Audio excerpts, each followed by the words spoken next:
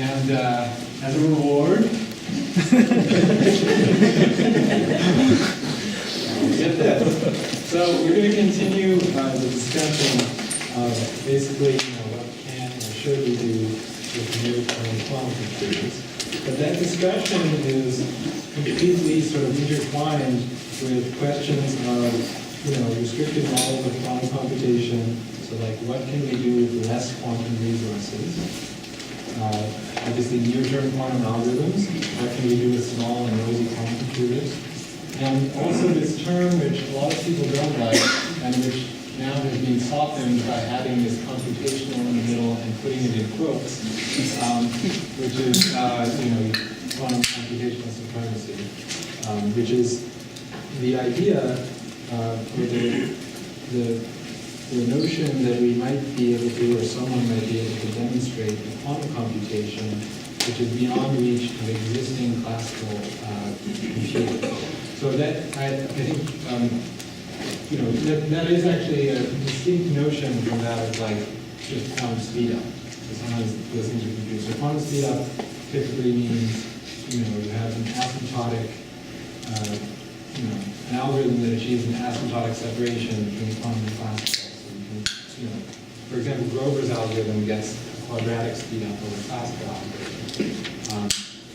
But it's unlikely you'd be able to use Grover to achieve what we call quantum supremacy, because there the goal really is to use some quantum machine that exists to do some specific calculation and provide some evidence that maybe no classical computer exists today which could do that calculation. So that's what has been called quantum computational supremacy.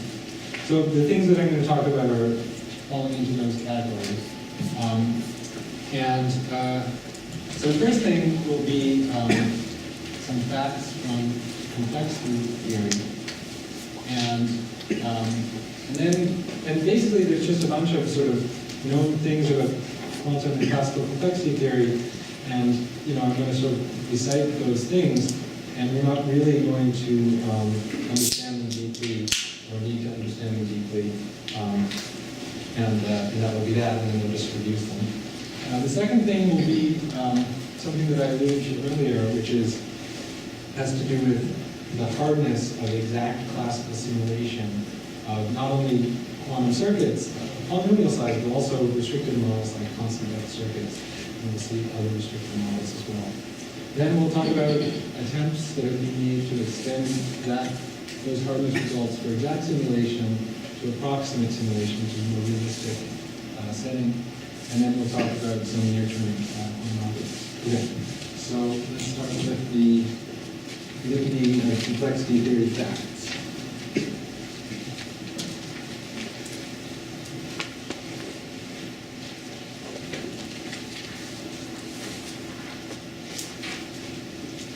Okay, so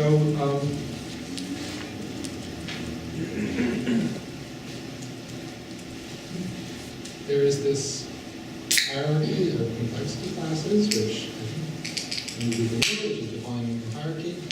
And I'm going to just define the minimum thing that I need for the lecture. So the first level is, the zeroth level is P, the classical division problems that can be solved in polynomial time on a classical computer.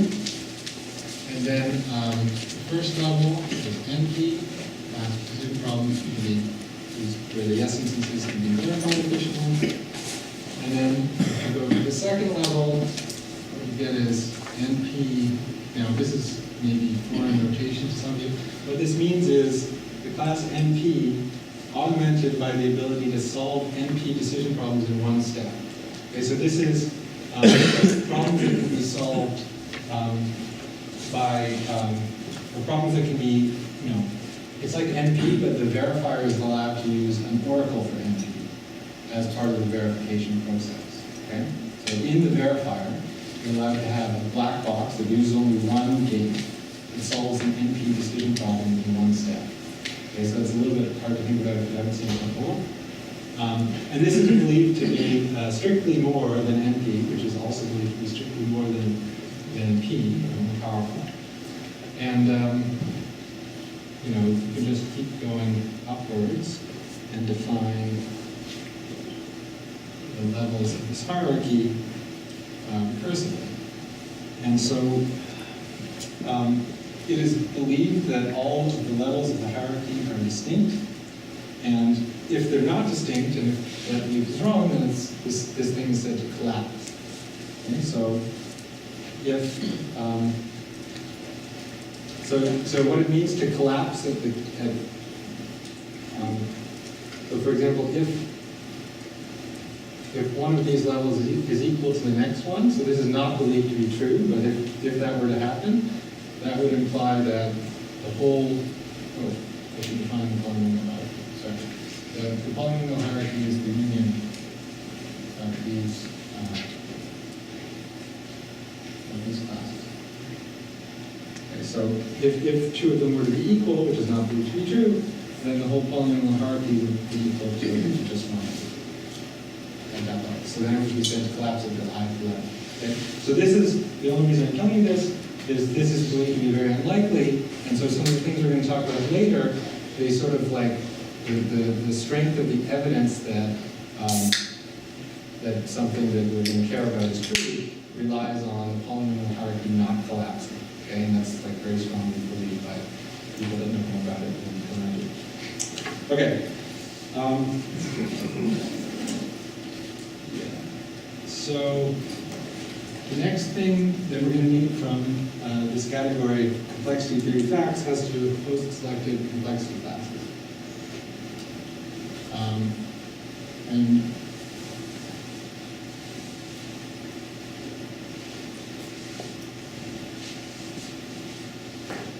so for the moment, I mean, it's just going to be some definitions of some complexity classes, and these are not meant to be like realistic things that you would do in the real world, but somehow the arguments involving hardness and things that you might do in the real world involves these classes. So that's, you know, bear with me for these definitions. So let's imagine a classical circuit on n bits. So it's a, let's say, a BPP circuit. And what I mean is that, let's say, that's polynomial size. Maybe I shouldn't write poly size. And it takes some input of length n, and let's say it produces some output,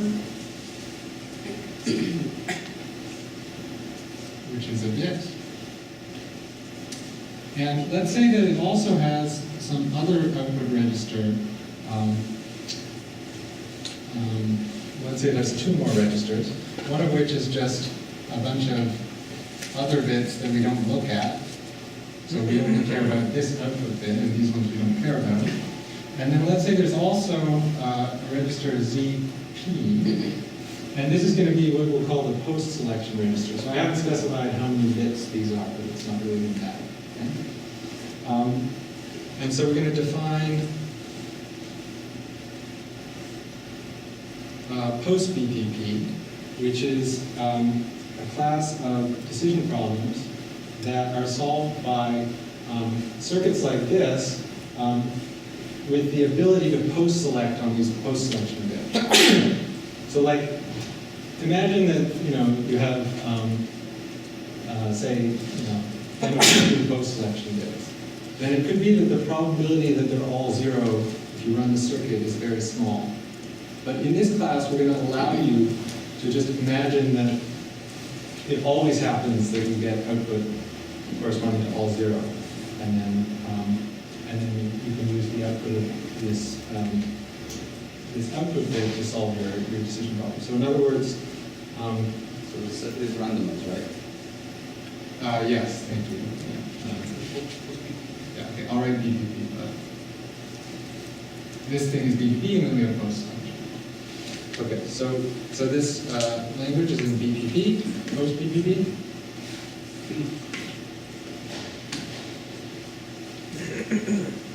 If there is an epsilon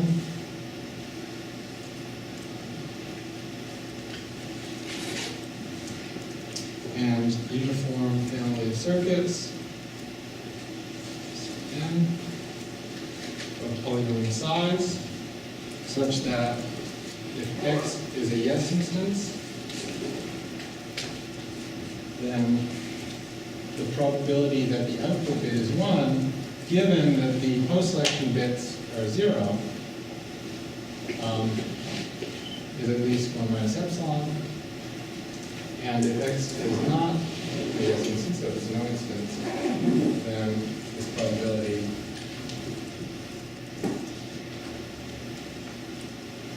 is at most 1 minus epsilon.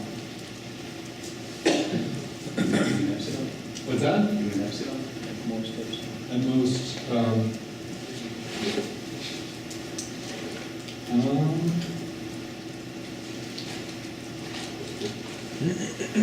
yes.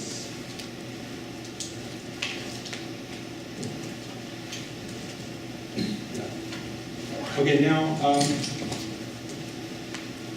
now this defines post BQP, but I could equivalently have, or I could also have defined post BQP, and the only difference would be that this is now a quantum circuit, so a BQP circuit.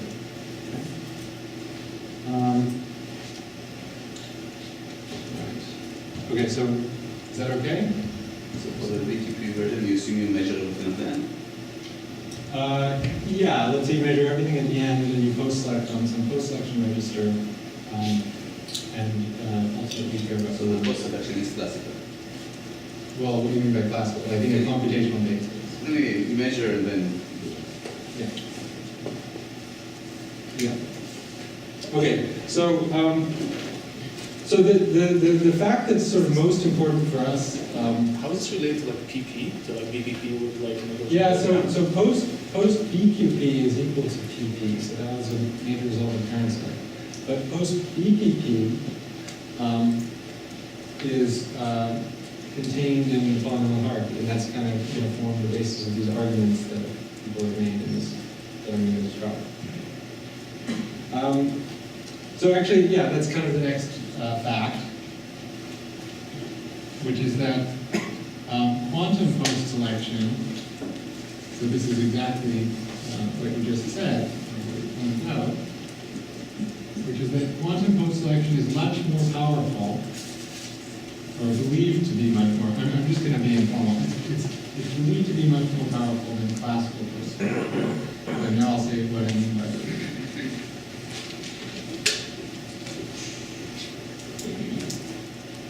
So I think it is legitimate. I mean, certainly, like my reaction to this, I think the first time I saw it is that, like, why should we care? These are like post-selected complexity classes that have nothing to do with the real world, and somehow it's kind of like,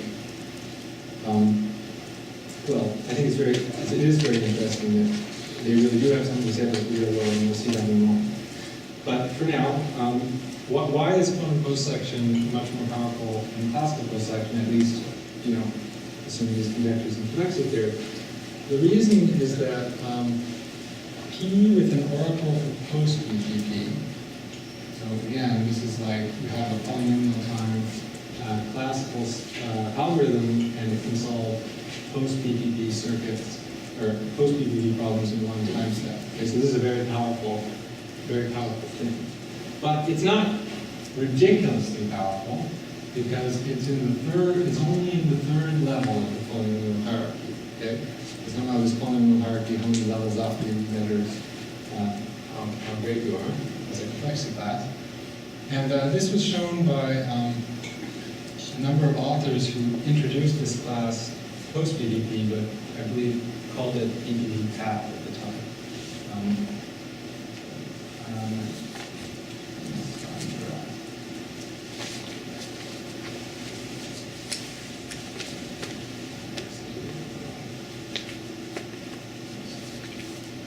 Okay, so this, basically, you should think of this as being essentially the same as post-BPP, because we're just allowing, a polynomial time machine that uses this post-BPP oracle.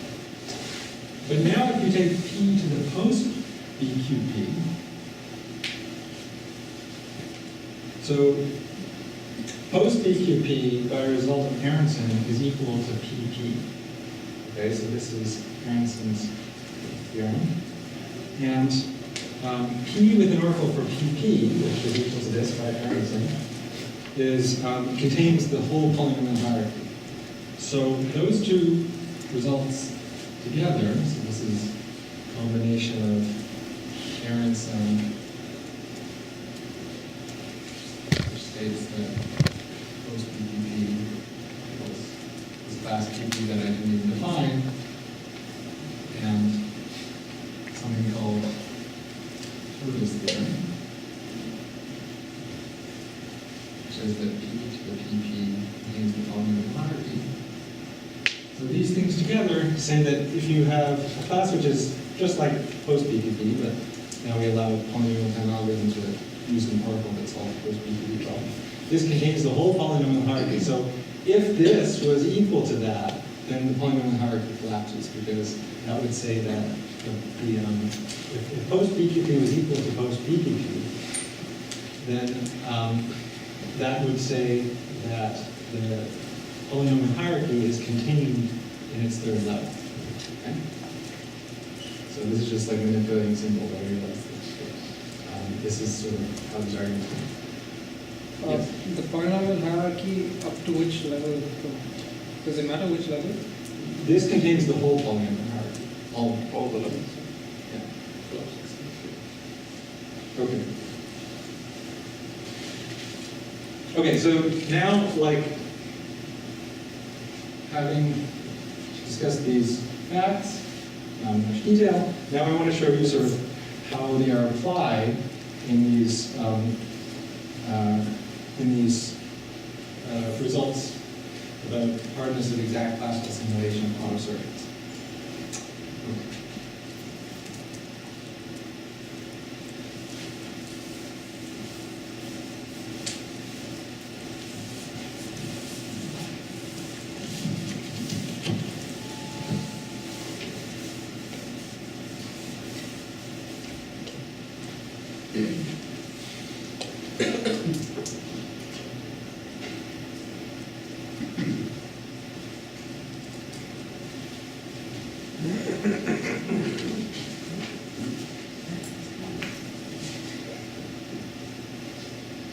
Okay, so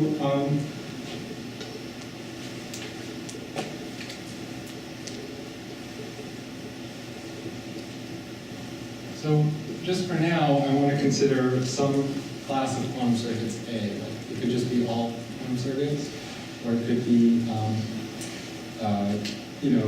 circuits of constant depth, or it could be, we'll talk about something called IQP circuits. So I just want to consider a family of circuits. And then I can define the class, so I can restrict my attention to circuits in this class of polynomial size, and then I can look at post A, which is just defined the same way as post PQP or post BPP. So this is like, I just take the same diagram that I just erased and replace the circuit in the middle with the circuit from this class, and I ask what's the power of that post selected class. Okay? And so the interesting case is going to be when post A is equal to post BQP. Now, so this is the interesting case. Why is that the interesting case? So, like it could be that A is itself much less powerful than BQP. Like we're going to be talking about restricted models of quantum computing. So, like, if we're going to, for example, we'll talk about constant depth circuits. Constant depth circuits are almost certainly not as powerful as polynomial size circuits. But it is true, nevertheless, that when you post-select them, you get all of post-BQP. So this is why we're going to be interested in, when we're talking about post-selected convexity classes, it's going to be possible to take a class that's, say, much less powerful than post-BQP on its own, and under post-selection, it gives you all of post-BQP. And so the then you'll see in a moment. So the examples that we're going to give in a moment will be constant depth circuits have this feature. These class of IQP circuits that I'll define. The circuits which are involved in this QA-OA algorithm we'll talk about in a moment. So there's many examples where in fact this happens. And the important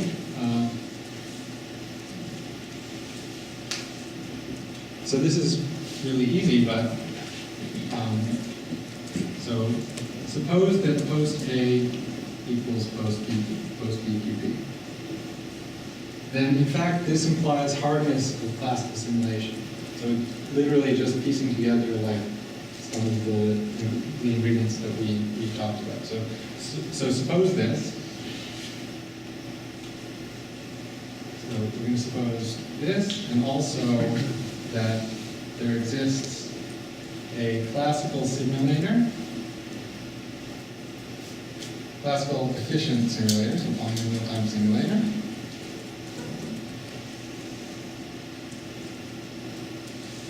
which samples the output distribution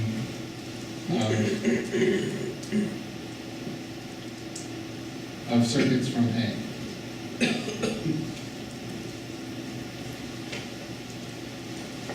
Okay. So here, the notion of simulation is that you require your classical computer to exactly sample the output distribution of the quantum circuit from this family A. Remember, A itself could be it could be a general polynomial size quantum circuit, or it could be from one of these restricted classes we'll talk about. Okay, so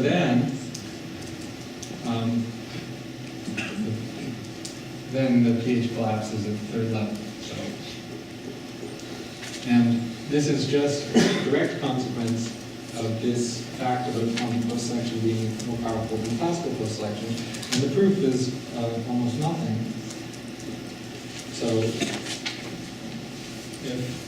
So let's let X be an instance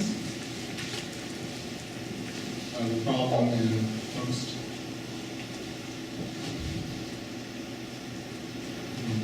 A. Okay.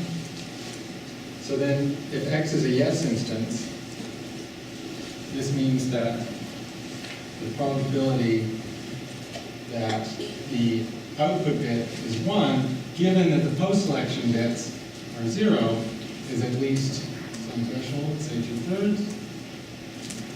And if X is a no instance, then this probability, this conditional probability, condition on the post-selection bits, is at most some other constant, say 1/3. But now, let's say you have this classical algorithm which samples from the output distribution. Then what that means is that you can run the classical sampler and then post-select that and use that to solve this, to dichotomize between these two cases. So I can take the circuit in A that I'm going to post-select, and then I can classically simulate that circuit and post-select the classical simulator. You see? And so what I've done there is now I've got a post-BPP algorithm which has the same features. Does that make sense? Okay. So take A, map it to the classical simulation, and then post-select.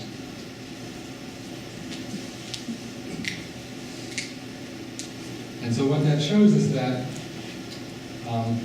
what we get from this argument is that post-BPP is contained in post-A. So this,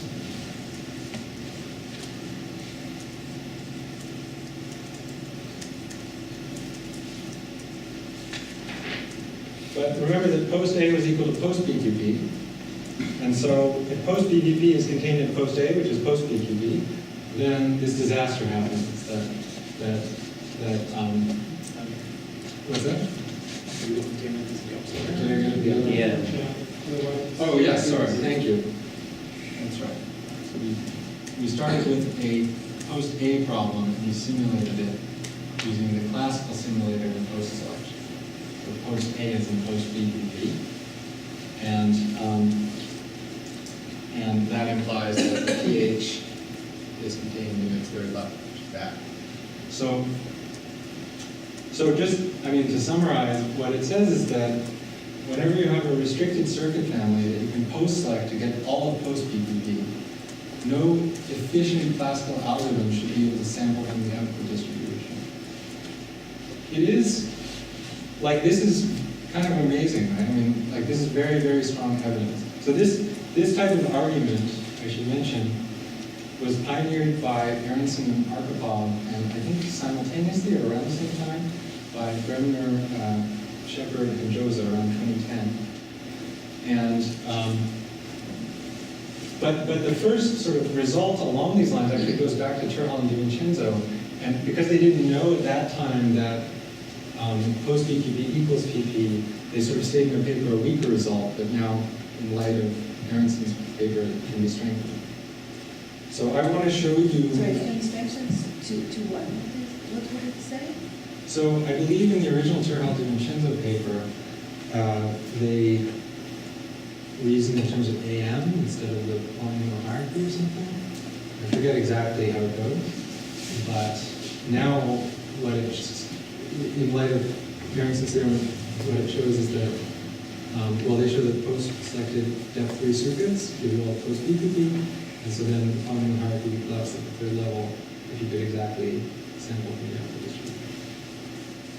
Of that three. Of depth 3, that's right. So actually I want to show you that now. The one drawback of this, which was also addressed in Aronson and Arkhipav's paper, and later by Bremner, Montgomery, and Shepard, is that this is an exact sampling task. And that's not really a reasonable thing to ask a classical simulator to do. You know, if I have a quantum circuit and I run it on a quantum machine, let's say it's error corrected and fault tolerant, so it's really doing as best as I could hope for, using fault tolerance, it's doing a great job. I'm still not going to get the exact distribution. What I will get is a distribution that's close, very, very close, with respect to some distance measure over probability distributions like the long distance. So this task of exactly sampling really is asking for too much, and later works have tried to address that, and we'll talk about that in a moment. Okay, but first I want to show you how these post-selection arguments, like how do you show this for interesting restricted families of quantum circuits.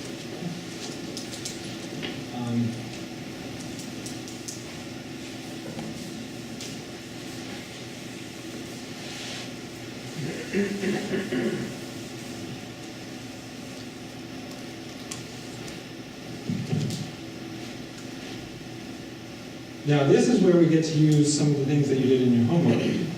So,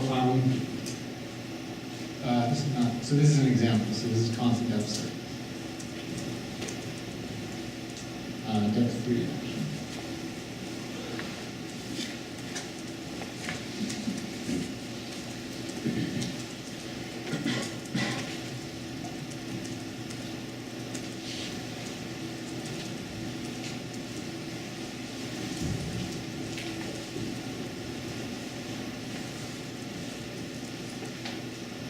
Okay, so I want you to recall the example of teleportation.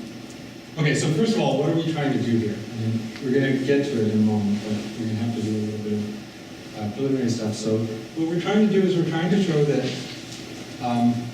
a post-selected quantum computation, so a post-selected quantum circuit of polynomial size, can be simulated by a post-selected circuit of depth 3.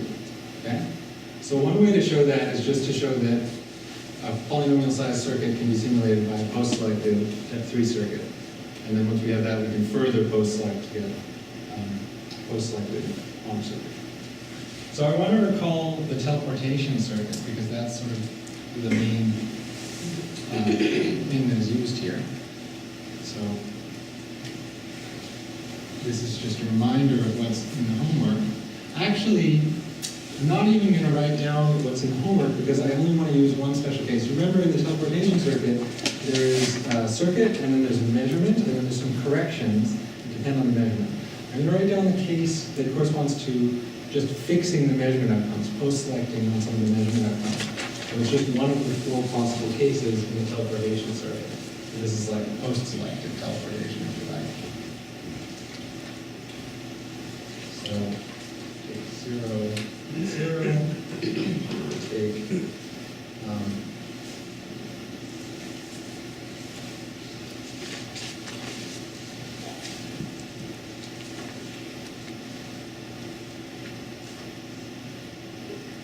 if I write a 0 here, that means I'm post-selecting on measuring 0 on a computational basis, okay?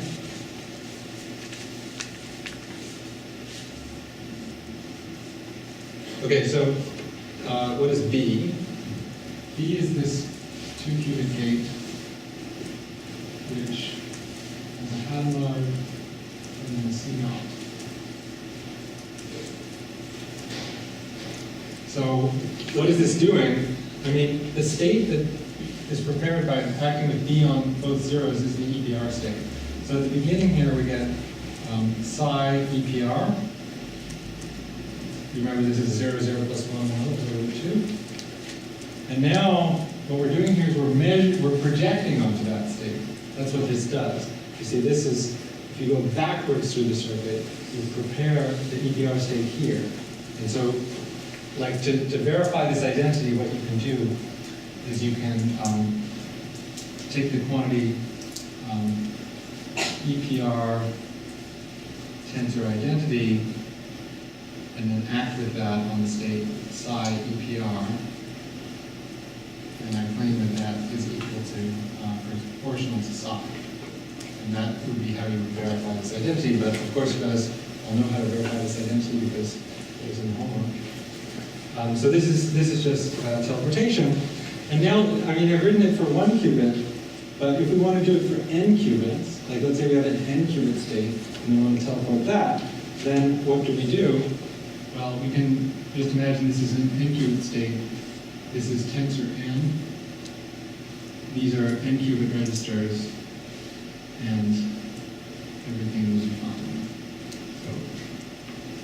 So in the n-qubit case, where we want to teleport all n qubits, we just take parallel copies of this teleportation circuit for each of the n qubits.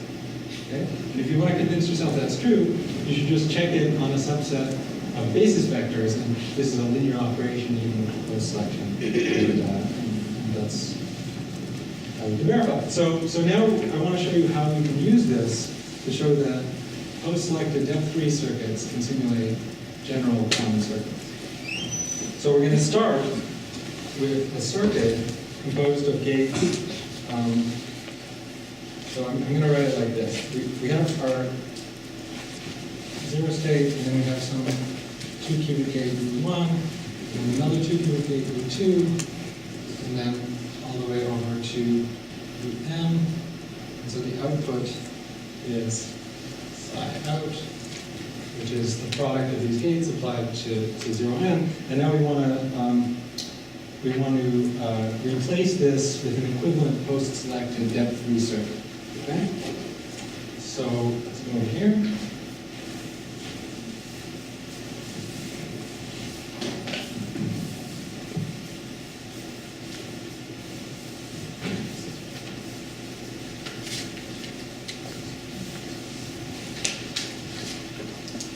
Let's actually just, what we're going to do is we're going to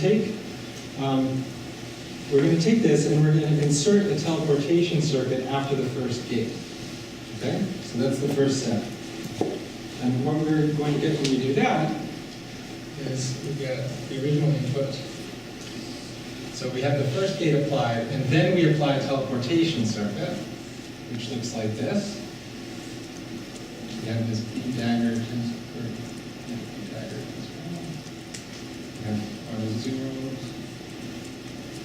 We have B, tensor n, and then 0, and now we have the rest of the circuit. So remember, out here comes U1 applied to all zeros, and now we can just go on with the rest of the circuit.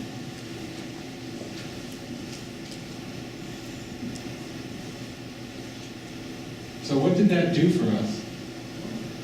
Did that do anything? Is that useful? What do you guys think? Did it make it like a little bit less wide? Yeah, it did, right? Like this used to be I've added more qubits, but I've sort of shortened it a little bit. So what happens if we do it now at all of these stages? So I claim that it's going to make everything constant depth. So let me just draw the picture and then we'll be done. By the way, I should mention this explanation. In the Termo DiVincenzo paper, the explanation is a little different. This explanation comes from a paper by Fenner, Green, Tolmer, and Zhang from around the same time, after Termo DiVincenzo. They explained it in this way. Okay, so that was just illustrating the sort of first step, but now I want to show you what the circuit looks like when we do this after each of these unitaries. And that's going to require me to draw a sort of complicated picture, but I think it's worth drawing. I'll try to draw it quickly. David, Yeah. can you explain again how that is shorter than what we had before? Let me draw the next picture. Let's try that.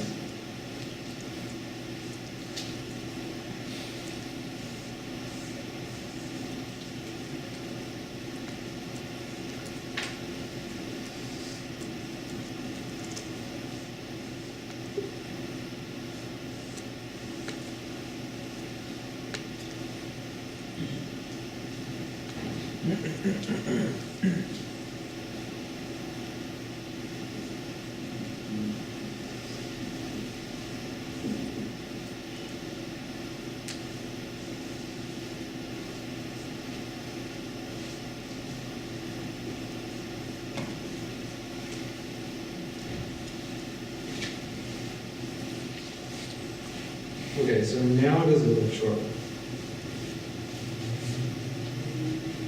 You think? Yeah, so now we've made it depth 3, right? Because we have a layer here, we have a layer here, and then we have a final layer here, and then we measure post slash. Yeah. Isn't B itself depth 2? Oh, well, B is just a 2-qubit gate, so let's say it's depth 3 over the gate set that includes B. Yeah. Okay. All right, so this shows that any quantum circuit can be implemented by a depth 3 circuit with post-selection. And so in particular, if we have a post-selected circuit, we can just add the post-selection bits here, and we get post-selected depth 3 is equal to post-selected BPP. So this shows in particular that depth 3 circuits are hard to sample exactly classically. Is there a question? Yes, just since we did the exercises, so this post-selection is somehow beating this light cone argument that we have. Is this what is happening?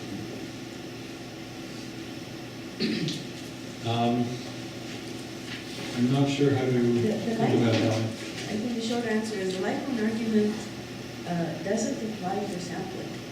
Because if you have a deterministic answer, then you can compute each one of the bits separately by the light cone argument. But if you have a randomized sampling problem, then a light cone argument doesn't work because you can sample separately, but you don't get the correlations. Okay. Yes. Sorry, I'm not sure if I understand, but you took an M-depth circuit and you're parallelizing it? That's right. Yeah, so this doesn't need to be the depth. I was imagining these are just individual gates. So, yeah. So, an arbitrary circuit with M gates. Yeah. So perhaps, I don't know, there's the following valve intuition. So what you're doing is you're sort of running all the wires of the circuit like side by side, and you're going to teleport from the output of the gate back to like, the next gate where it's supposed to be input. But, if you want to do it at the same time, then you need to know what are going That's to right. be Teleportation is bits. adaptive. Yeah. But the adaptation increases the Classical, and then you can sample it. So you can do it non-adaptively with post-selection, then you don't have to increase the depth. That's the intuition. That's right. And in the same paper they showed, and I think you showed, of course, in your homework, that depth 2 circuits actually can be exactly classically simulated. So it's kind of amazing that there's this boundary between depth 2 and depth 3 where things become hard classically. Okay. The next thing I was going to talk about are these IQP circuits. Okay.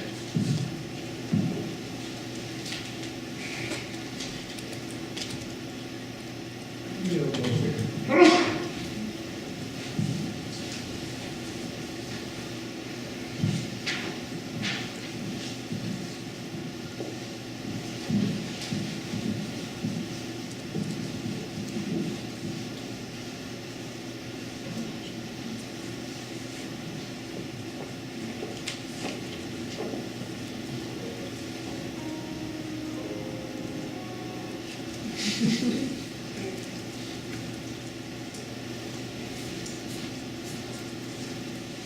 so these were introduced by Bremner, Joseph, and Shepard in 2010, and were one of the first examples where this argument was made involving fundamental hierarchy collapse, even though Charles and Vincenzo paper appeared before. And an IQP circuit looks like this. You have a bunch of zeros at the input, then you Hadamard everybody. And then you apply a diagonal gate, which I'll be more specific about in a minute, diagonal on a computational basis. Then you Hadamard again, and then you measure. Okay. So, just even without specifying what the diagonal gate is, we've seen circuits like this before, right? I mean, yes, because most of the algorithms we talked about, where we have an oracle, the oracle sits in the middle and is a diagonal gate. Okay? So at least if you use this phase gate vector. So this class of circuits they call IQP, and we can consider the class of diagonal gates, which looks like this. This is a special case of interest.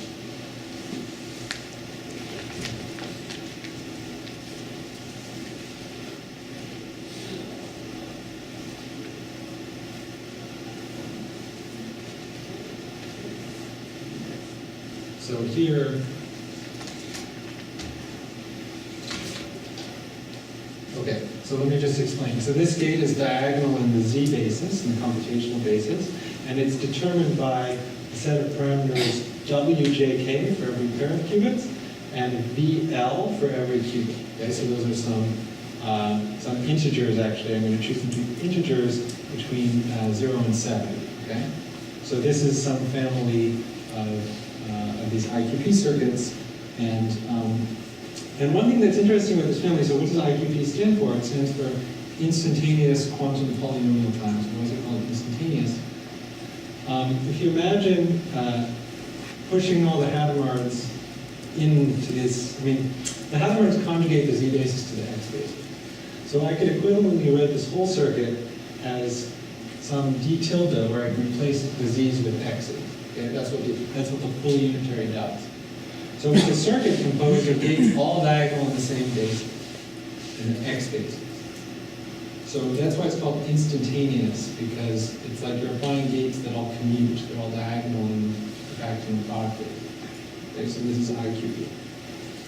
And this is another example of a restricted family of circuits that under post-selection gives all the post-BQP.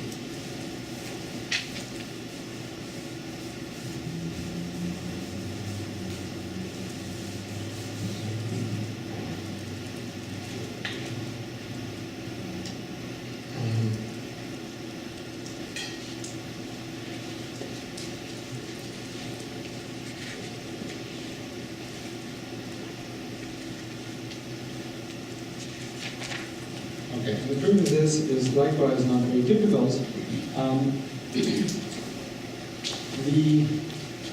Okay, so let's say that we're given.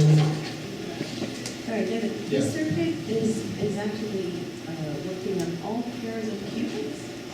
It could be, yeah. Right, so That's right. it's a set of gates working on all pairs of Yeah. qubits. So if you squeeze this the way you said, then you have gates which act in the XX space, in the X basis Yeah. in both qubits, and you look at all gates in qubits in the effect. Yeah, that's right. So there are further restrictions on this where you look at geometrically identical, and that has been studied, but in the original paper, for example, they consider this class, and it's sort of sufficient for the things that we're talking about. Yeah. What's the V in the second product? Oh yeah, it's just a number between 0 and 7. So there's a set of integer parameters that define this D, the W's and the V's. So this that's why it's a class of circuits and not just one, right? Yeah. Okay, so, right, so the claim is that under post-selection you get all of post-PQP, and the idea, I mean, it's okay,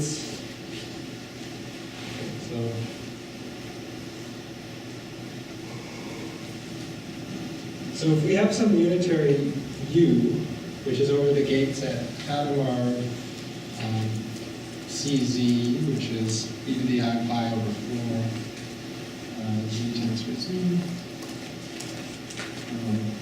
and the T gate, C, and let's see.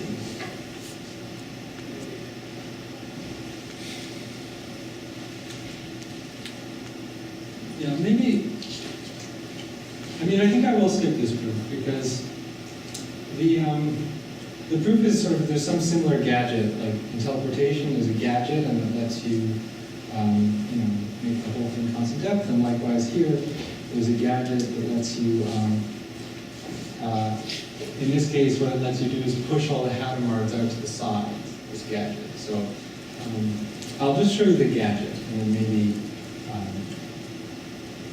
maybe that's enough.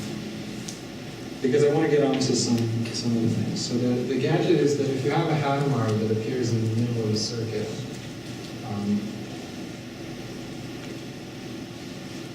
then what you can do is you can add a controlled Z gate, which is this diagonal gate in the Z basis, and instead have the Hadamard appear on the sides. See, like, let me write down this.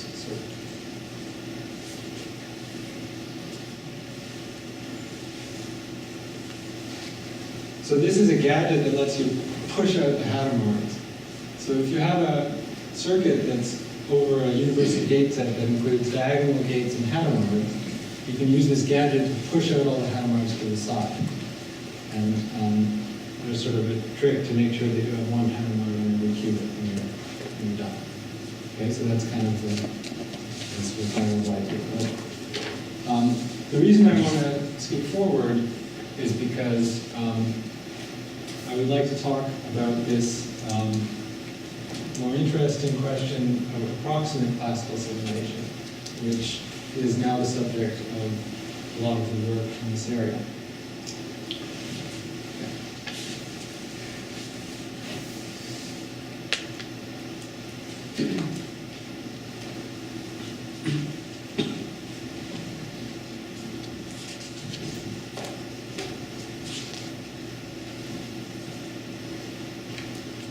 Okay, so like what I've told you so far is that the Polynomial hierarchy collapses if there's an efficient exact sampler for BQB circuits, depth-free circuits, IQB circuits, also this boson sampling thing that Aronson and Arkhipov defined, which I didn't tell you about, but which this also holds. And the problem is that, you know, if we have the output distribution of one of these circuit families, then not even the quantum computer samples from them. And so really what we should look at is the approximate sampling task, which is to sample from P tilde of X such that the difference in one norm is at most epsilon. For some, say, inverse polynomial epsilon. Okay, so this is the thing that a quantum computer would do if you had it, you know, with error correction and so on. And so it's only fair to ask your classical algorithm to do the same kind of things. Okay? And so now you can ask, is this task also classically hard? Like, would it collapse the polynomial hierarchy if you could do this classically? And so Aronson and Arkhipov and Brenner, Monroe, and Shepard and others, but really starting with Aronson and Arkhipov, they gave a strategy to prove this, which uses the polynomial hierarchy not collapsing as a conjecture, but also uses conditional conjecture. And let's see, so I think there's time for me to just sketch how one of those proofs goes, but I'm not going to. So I would like to give the idea of the proof for IQP. Okay, so let's do that, and also show you the conjecture that goes into it.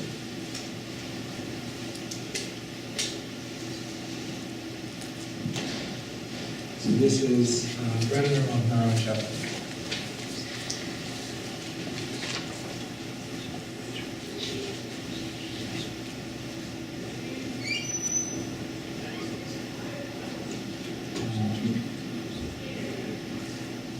So the conjecture that they need, in addition to the polynomial hierarchy not collapsing, is that it's sharp p hard to approximate this circuit amplitude. Let's call it for some fraction of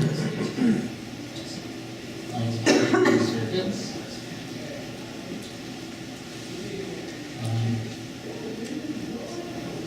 Up to possibility of error,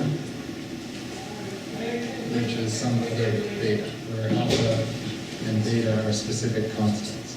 Okay? There's some specific constants for which this conjecture is stated. Okay, so the conjecture is that sort of on the average, so if you look at most or some constant fraction at least of the IQP circuits used, computing, so here U is the unitary corresponding to D conjugated by the Hadamard tensor. Okay, so that's the full unitary here. And so the conjecture is that it's computationally hard to approximate this, sharply hard to approximate it up to a multiplicative error, which is a constant. And what they show is that if this conjecture is true, then, and you have efficient classical sampling, efficient approximate sampling,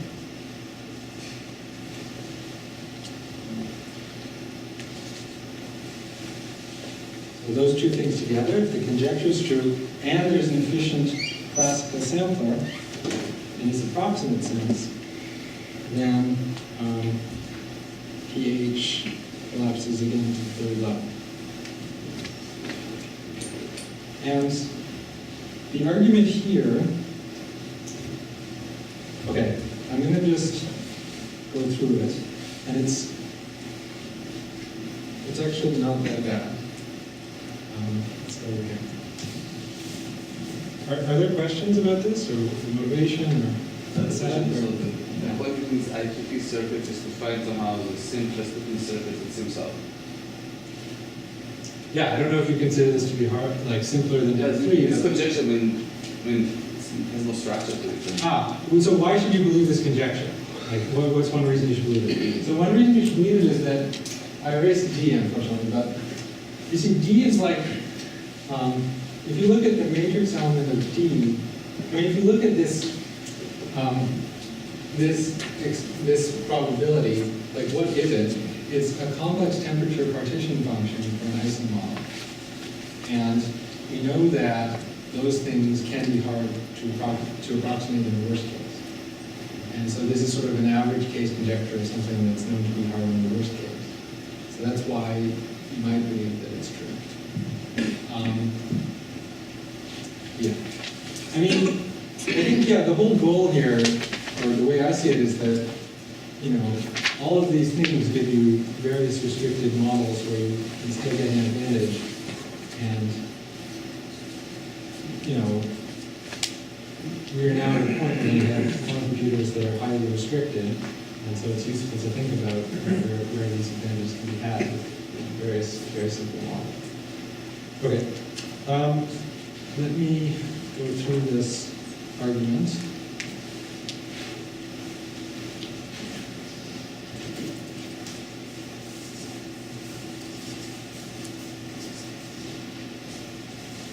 So this is again Brenner, Gosset, and Shepard. And really I'm just going to talk about proof ideas. So what you do is you take a random U. So remember that you only have a discrete set of parameters, so you just choose those coefficients at random. And so then this probability distribution at the output is just y c 0 squared. Oh, we're also going to choose, we're choosing a random y as well. And we're going to care, so this is a uniformly random bit string. And we're going to care about this probability of getting outcome y. That's the thing we're going to care about for the time being. Okay? We're choosing random u, we're choosing random y, and we're going to care about that. Now, oh, sorry. Yeah. So the fact that there's an efficient classical sampler, what does that mean in this approximate sense?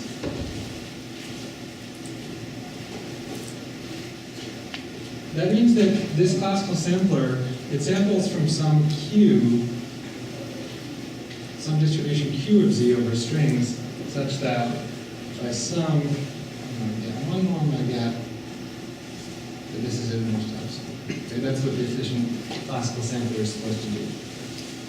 Now, when I have, okay, so this is just some additional fact from complexity theory that I have not stated, but which is needed for this argument. For sketching this proof, so I'm just going to state it. When you have an efficient algorithm that samples from a distribution like this, you can use something, or what they use is called the Stockmeyer counting theorem, which lets you approximate the value of Q at some specific bit string y. So if I take this classical sampler and I take the y, then I can polynomial time with an NP oracle, I can compute an approximation, a very good approximation to Q of y. So in other words, I can compute Q tilde of y such that it's a 1 plus 1 over poly n, or 1 over, let's say 1 over poly n relative error.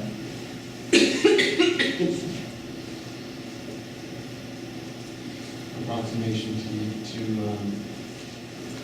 of y.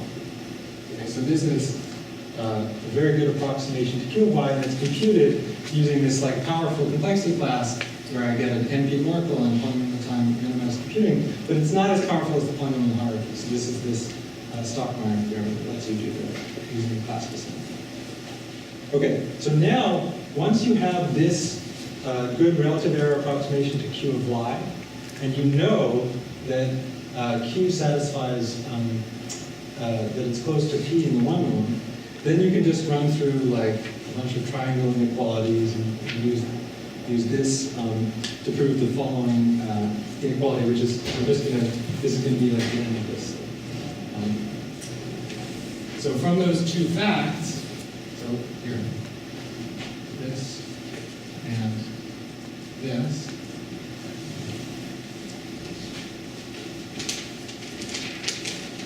This is for random, right? Not for another. yeah, so this is for, well, it's for random y, and the reason is going to be apparent right now, which is that the claim is that Q tilde of y, the thing that you compute, minus P of y. You see, Q tilde of y was a good relative error approximation to Q of y, but Q is close to P in the one norm. So just using those two facts, you can show that Q tilde is a good approximation to P of y in the following sense with high probability. So let me write this down.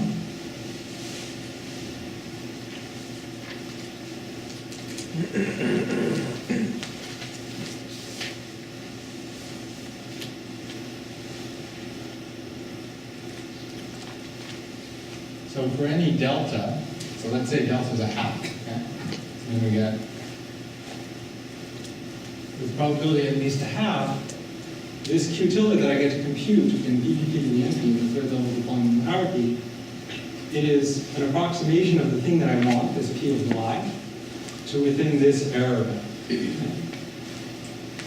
Now, is this a good error band? Is this actually good enough, for example, to compute something like this? Well, it depends. right? Because what I really want is a relative error approximation to P of y. So what I have is an additive error approximation where this is the additive error. And this is a good relative error approximation if P of y is at least of order 1 over 2 to the n. Okay, so that's what you want. So you want P of y to be at least omega 1 over 2 to the n, and then you get a good relative error approximation to P of y. And actually, this happens with constant probability. So this is called anti-concentration. So this was proved in this paper for this class of circuits. Actually, if you think about it, it's sort of natural, right? If I took a random unitary, what would be the probability of some y? It would be 1 over 2 to the n. Close to 1 over 2 to the n. Because, that's sort of the mean of this P of y as a random variable. So what this says is that for these IQP circuits, for random IQP circuits, you actually have that most of the time you're sort of not far from the average value. At least you're larger than at least a constant fraction of the time. Okay, so that says this anti-concentration along with this error bound says that for a constant fraction of y, you get a relative error approximation of P of y. And P of y is not quite this, right? It's not quite that. But actually, it kind of is quite that, because P of y, can be rewritten as, so this is y equals 0 squared. And this is, so you can take this y and imagine that there's a set of x gates that prepare that y sitting here. And I could put that, so here I could define u sub y to be the product of x gates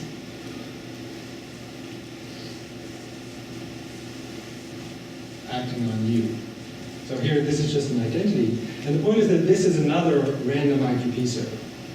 This just permutes the set of IQP circuits. I started with a random one and with a random one. And what I've shown is that for a constant fraction, what they've shown is that a constant fraction of IQP circuits have this feature that you can get, that if you have an efficient classical sampler, then you can get a good relative error approximation to this problem. Okay. So, is there any reason to use very strong conjecture? Is there any reason? Well, I'm sure they would like it to be weaker, right? No, I mean, but To believe so it. they want some separation between like the n fusion in sigma 3 Yeah. to something beyond that. So they could have probably projected it like sigma 10 half. Right? It gives given separation. Oh. But You mean they can weaken the conjecture to some, like... yeah, you just want something that is more than what you get with such simulations, right? But I mean, I don't know. Yeah, I mean, I think probably this is just, because in the worst case, it's sharply hard to compute these out the probability. So, the conjecture is just that the worst case is, the average case is as hard as the worst case. Okay, so now we have 20 minutes left, and I do want to talk about, it is important, sorry, I think actually I want to pause now, because you might say, what does all of this have to do actually with, like, quantum computers and what's going to be done with them? And there are proposals for, so I mentioned this notion of quantum computational supremacy, which is the idea of demonstrating something on a quantum computer that can't be done with existing classical computers. And the proposals for achieving that, which this is one of them, and there are some more recent proposals from Boisho et al. And others having to do with similar conjectured hardness results for random circuits, general random circuits. And so those proposals are what you hear about when you hear about people talking about achieving quantum supremacy and what they're going to do with near-term quantum computers. And not everybody is enthusiastic about that as a sort of goal for the near term, but it is something that lots of people are enthusiastic about. So That's why I've included it here. And it's interesting, at least in terms of what it tells us about these restricted models and what could be done with quantum computers. Okay, so let me now talk, I'm going to pivot and talk about near-term quantum algorithms. And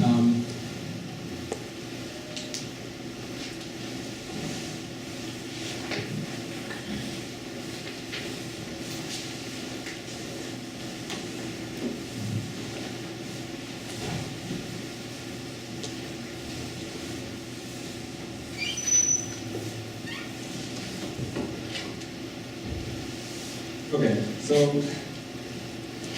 I think it's important to sort of set the expectations here because, you know, the off-the-shelf algorithms, I mean, I talked about this before a little bit, but the off-the-shelf algorithms that we have really are not suited to near-term quantum computers because they require fault tolerance, and really what we want are things that have low circuit depth, can be used with limited connectivity, and maybe have robustness to error. And of course, we'd like them to solve useful problems better than classical algorithms. And so mostly what has been proposed are heuristics and algorithms, so algorithms without performance guarantees, as well as algorithms that use some kind of hybrid between quantum and classical computation. So I'm going to give you like at first just the simplest example of this.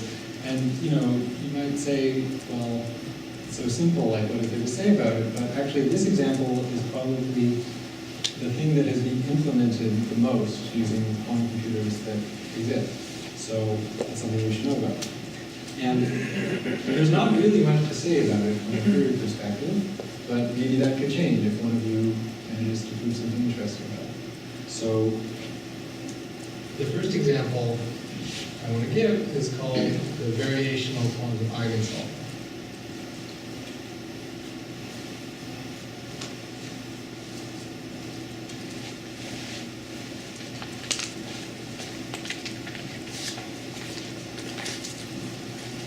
And this was proposed by Fruit, so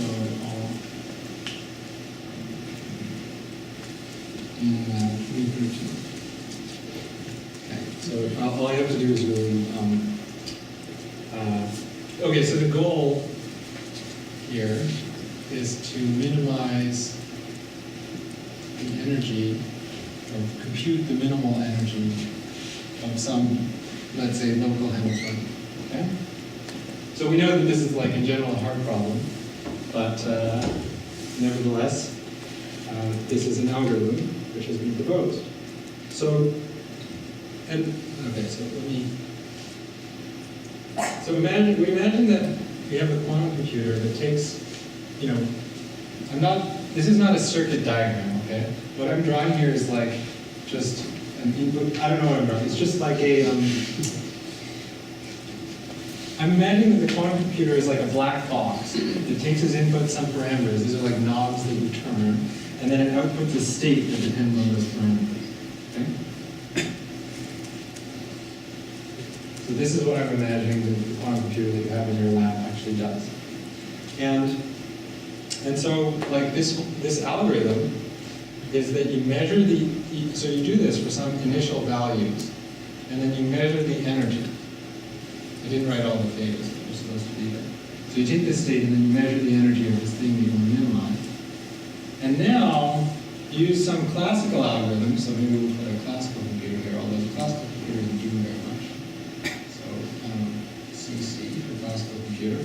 And that chooses some new value of the parameters with the aim of moving downhill the next time.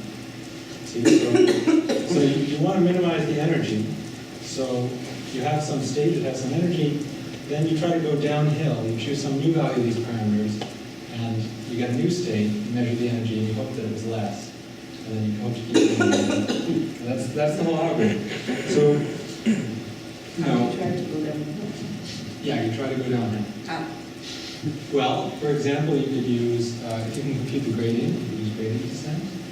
Or if you can't compute the gradient, I think there's other things you can do. I don't really know. There's a number of strategies, and obviously, like in practice, there's noise and things, and you know. But the thing about this algorithm that actually is, that makes it popular, I think, is that it's sort of robust to coherent modes in the sense that you don't really need to know what your computer is doing, right? I mean, no, it's you laugh, but it's true, right? Like, your computer could be making like coherent errors, like applying the wrong unitary every time. But as long as it's sort of, let's say it always applies the same unitary with the same set of parameters, it's just not what you thought it was going to do. And you could still use this algorithm, or hope to use it to minimize energy. And this has been used to minimize energy of small molecules in these experiments. And so this is, I think, probably the most popular thing that is done nowadays with the small quantum computers that we have.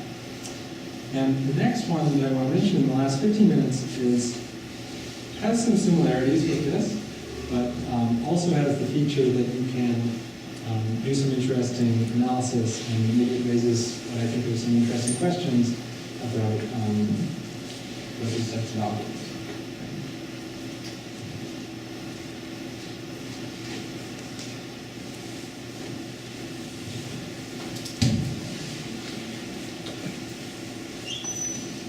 It's not that there is any conjectured class of cases in which this seems to work better than others. No. That's why somebody should come up with one. Yeah.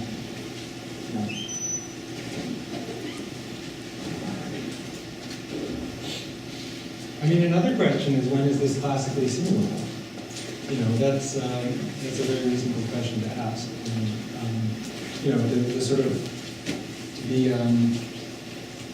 so you could put in some specific family of circuits and ask, can you classically simulate them? And I think that's also an interesting research question. Okay, so this example, there's a little bit more to say about. This is the quantum approximate optimization algorithm.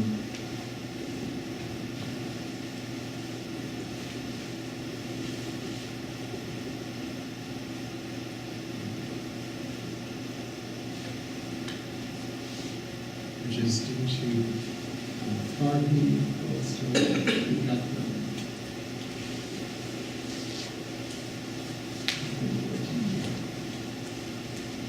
Okay, so here, the goal, we have some cost function, which maybe is a CSP. So you should think of this as computing the, we have some CSP, like, I don't know, max cut or something, and this computes the number of edges, or the value of the cut. And we want to maximize this C, okay? So the goal here is to maximize this function.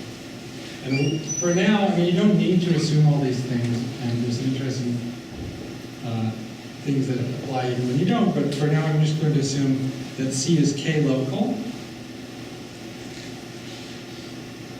which means that I can write it as a sum of K local functions, where C alpha depends only on K bits. Z. And the second thing I'm going to assume is that it has bounded degree.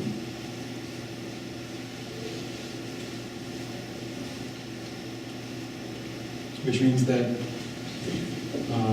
each bit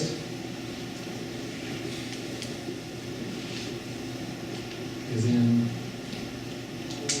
at most, some constant number of the terms, or let's call them clauses. Okay, so it's a sum of terms. Each term involves a constant number of bits, and each bit is involved in a constant number of the clauses. Okay? And our goal is going to be to compute a bit string with a large value of this function.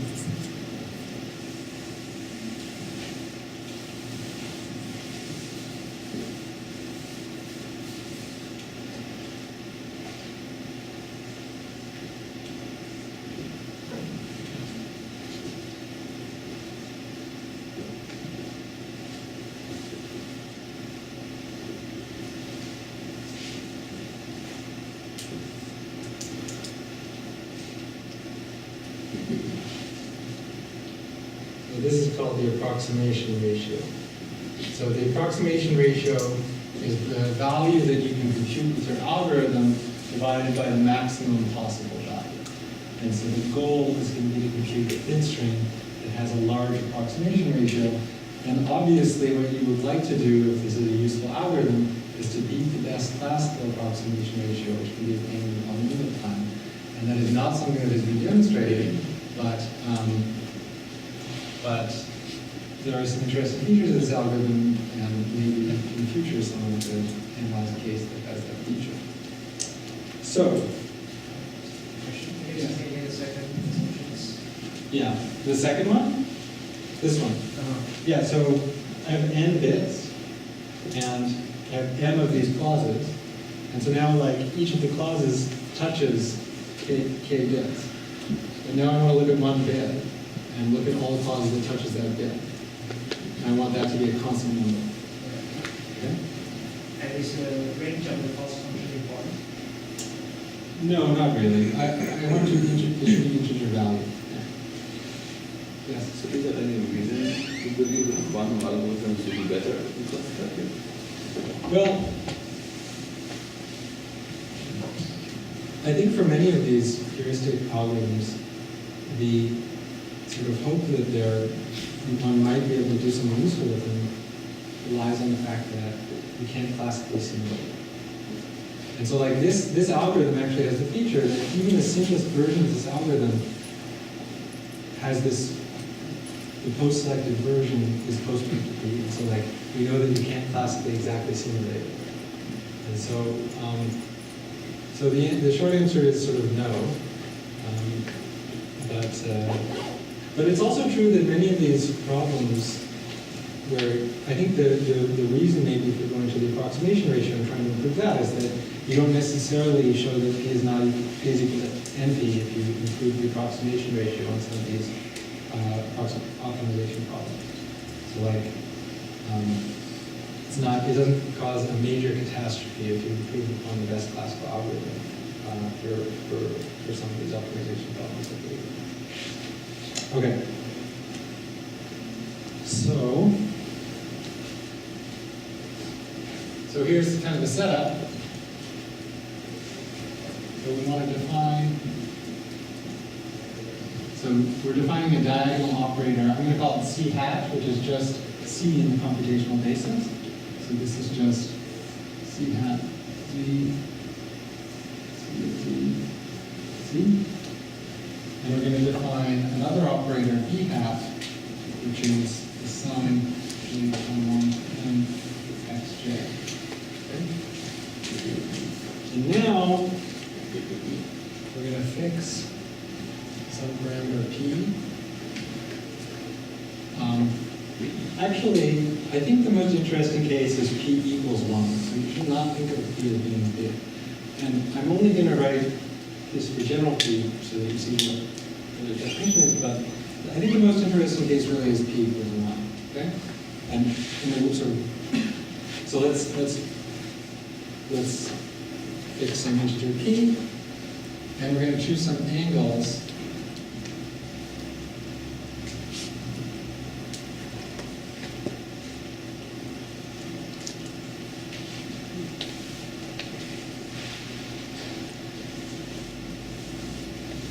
Gradient through beta P and optimum through alpha P. And then we're going to define a set of states, which depends on these parameters alpha and beta, which are with the I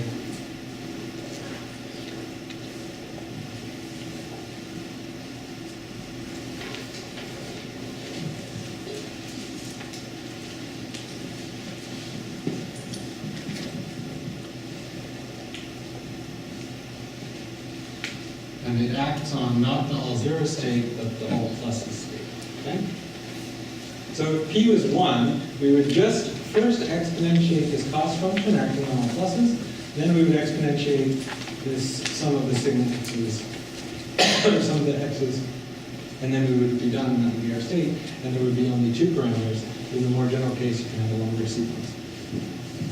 Okay, so now I'll tell you what the algorithm is, and then we'll wrap up.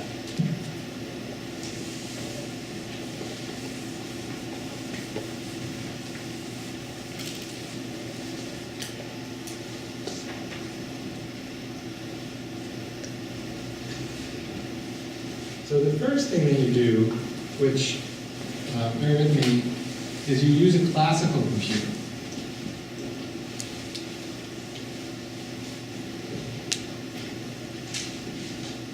To find the maximum cost expected value. Let me write this.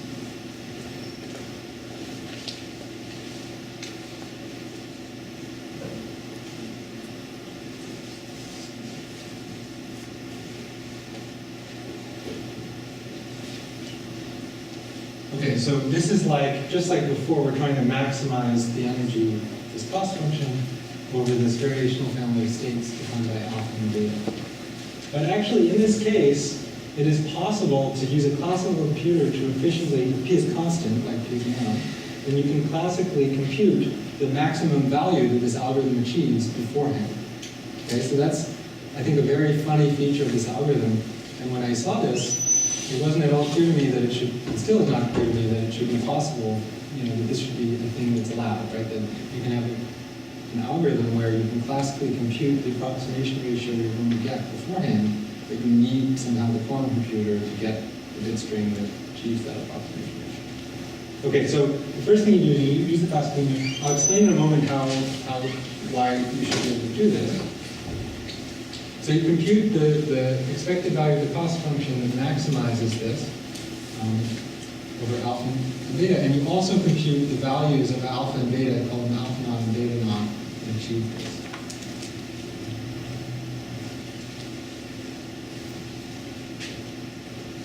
Okay? And then the second step is that you prepare. So then you do the obvious thing. You prepare the state psi alpha beta. Then you measure the cost function. And then, you measure in the z basis. And so you get some bit string. But then you repeat. So you get z1, so you repeat. And you get some bit string z1 through zl. And, okay, so let me just say a few things about this algorithm.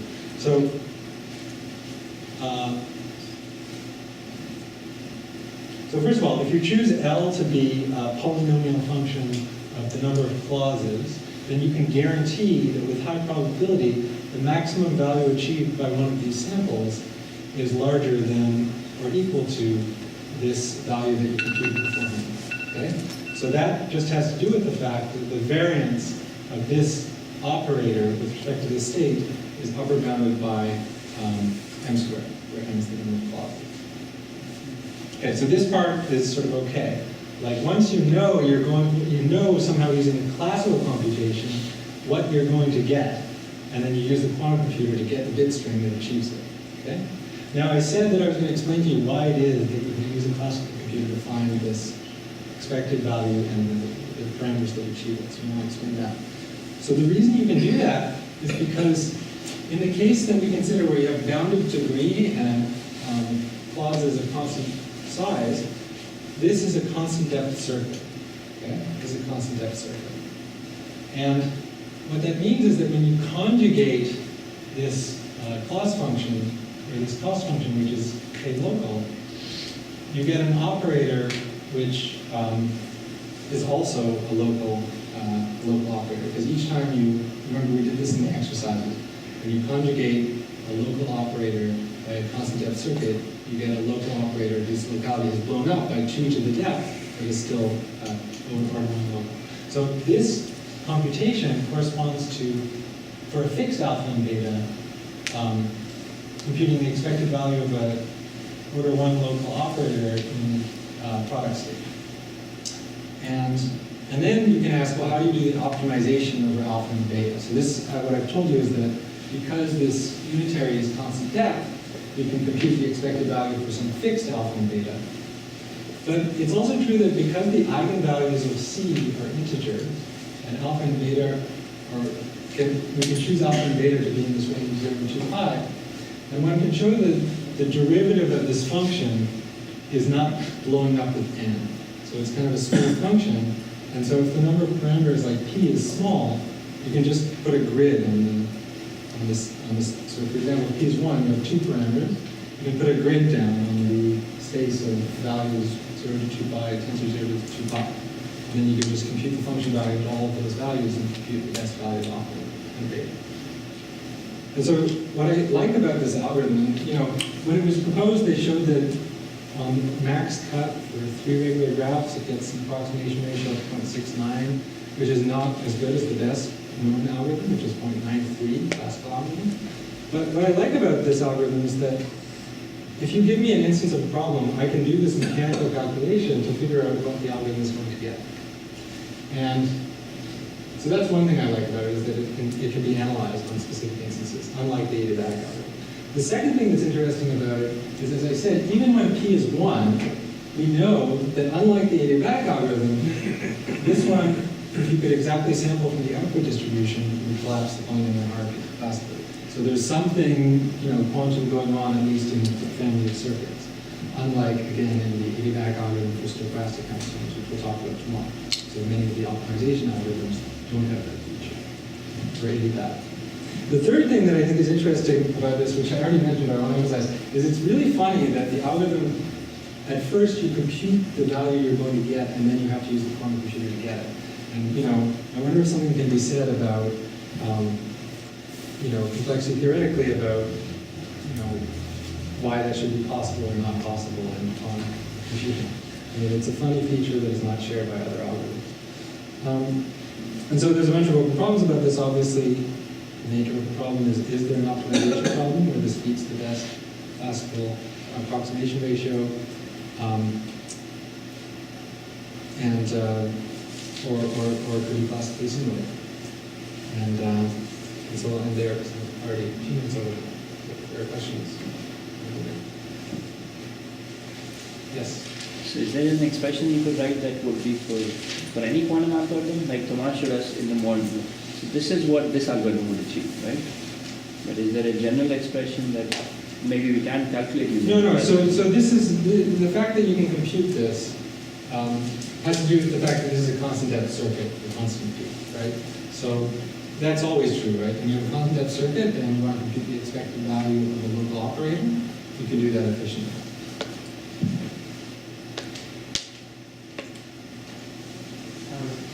Yes. Can you give me some intuition about what's the purpose of this B operator? The B operator. For example, I can just C and then I optimize it with output and I get the same thing.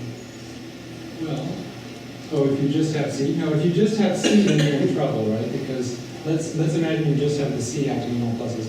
Then when you put it over here, it commutes through C and it goes away. It's as if you didn't have it at all. If you don't have something, yeah. So I claim that if you only have the C, then that's equivalent to not having the C at all. Just in terms of, if you compute this formula, you'll see that it just goes away. Because it commutes through this commutes with that. I can show you afterwards. It's not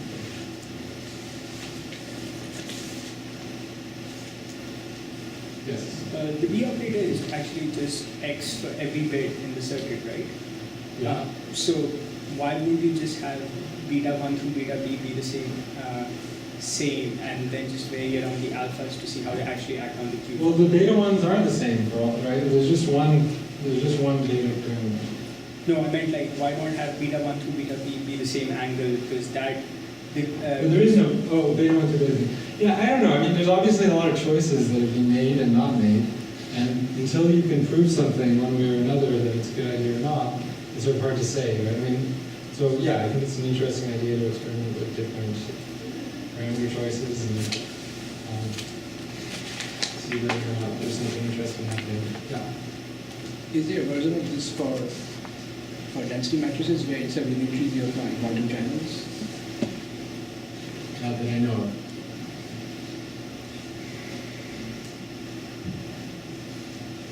Okay, let's stop there. So just one thing, so the plan, so tomorrow, so